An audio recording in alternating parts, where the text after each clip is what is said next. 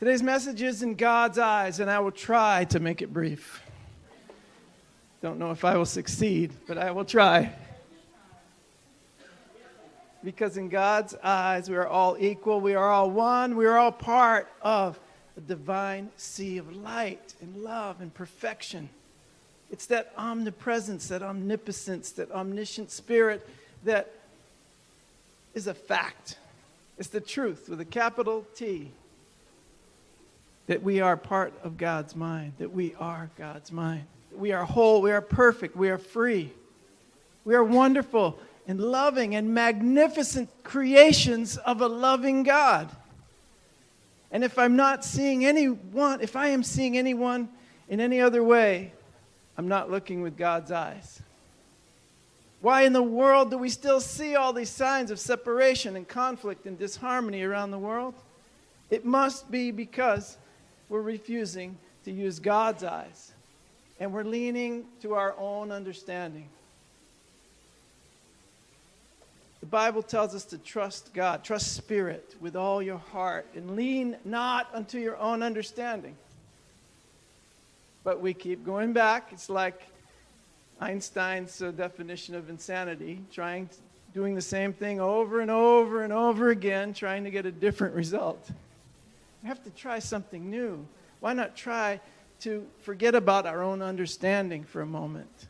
Trust Spirit. Trust all our ways to Spirit, is what the proverb says. Not some of your ways.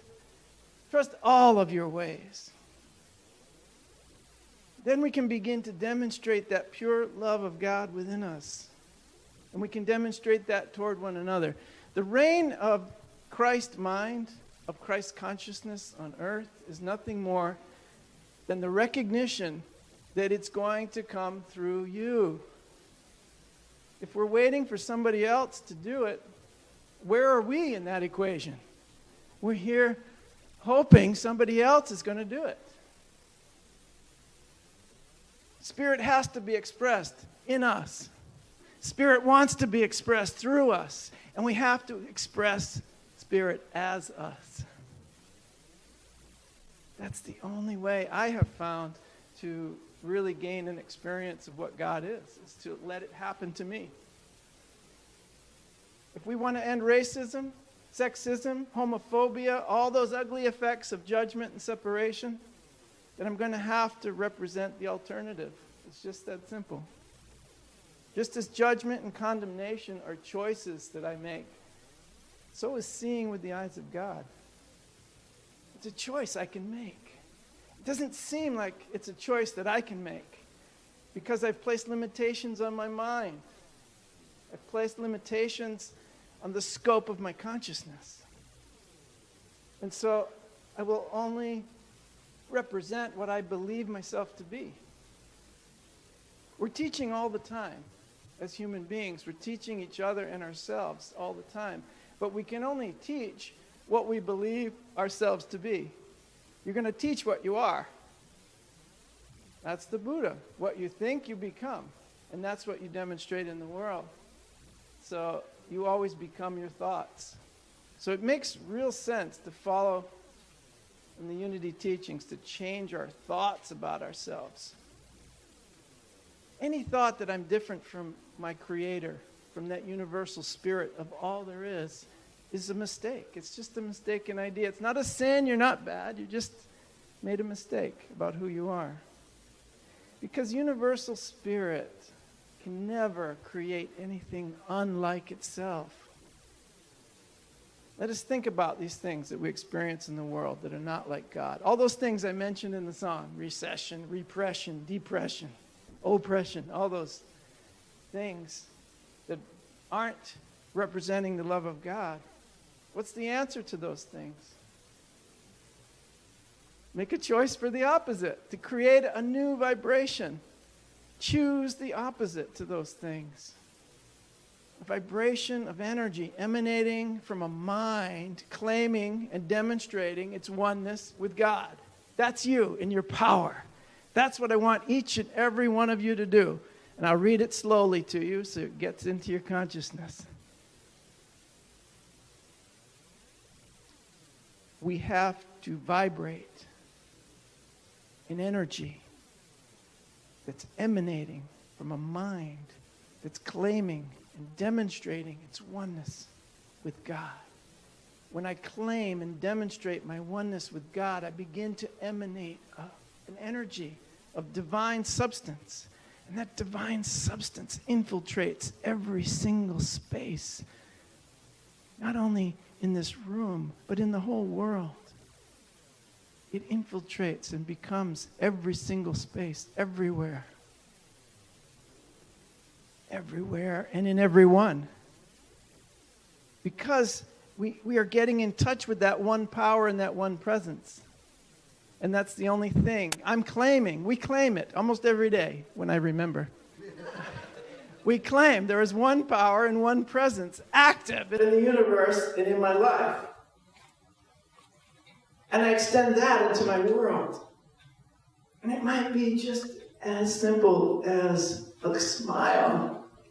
Remembering to smile.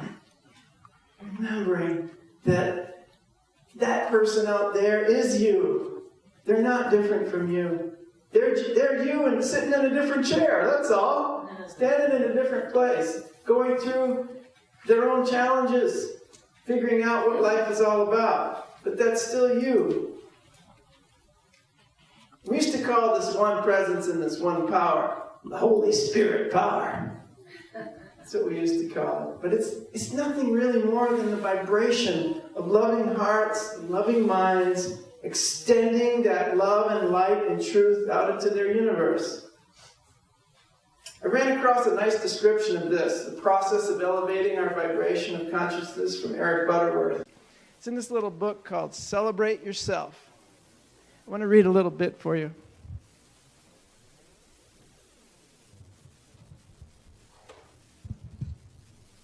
My reading glasses. All right, creativity hour is over. But listen, shut up, Jack.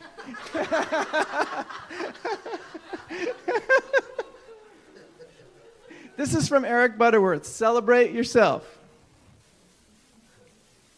Jesus said, "Let your light shine." Right? That was our first song today. A person with positive vibrations of light emanating from him can walk into a room and his presence is immediately felt as a harmonizing influence. On the other hand, Jack, the one who walks in darkness, walks with a dark cloud over him. I'm just kidding. And when he does that, he's spreading entropy wherever he goes. That's an interesting concept. You're actually spreading entropy. Nothing's happening. You're not moving. Here's what we do. We need to work constantly to heighten our consciousness, to build positive vibrations within. So take a moment right now to get into the vibration of your own inner sanctuary. Be very still and let your heart sing its song of joy as the cells of your body clap their hands in ecstasy. Your whole being is now synchronized with the rhythm of the universe. You are now ready to go forth into your world with a healing and a harmonizing vibration of pure peace and joy and love and comfort and care and success and illumination. That's just how easy it is. Get into the vibration of your own inner sanctuary and bring that out into the world. That's all we need to do. So no matter what seems to be happening to you, know that you always, always, always have a reason to smile. And I want to thank you for being my reason to smile. Thanks, you guys. I really appreciate it. You know, there's one more thing. Thank you. But there's one... but I'm not done because I have something I want to tell you. I want you to take that inner knowing of absolute goodness of God and absolute perfection of your own being, and I want you to take it out into the world today and every day. I want you to make a decision, because it is a decision, to be someone else's reason to smile. When they look into your eyes, I want them to know that you bring a vibration with you and that they are looking into the eyes of God. I want them to know when they see you, they are looking into the eyes of God. Now I'm done. Thank you. I love you.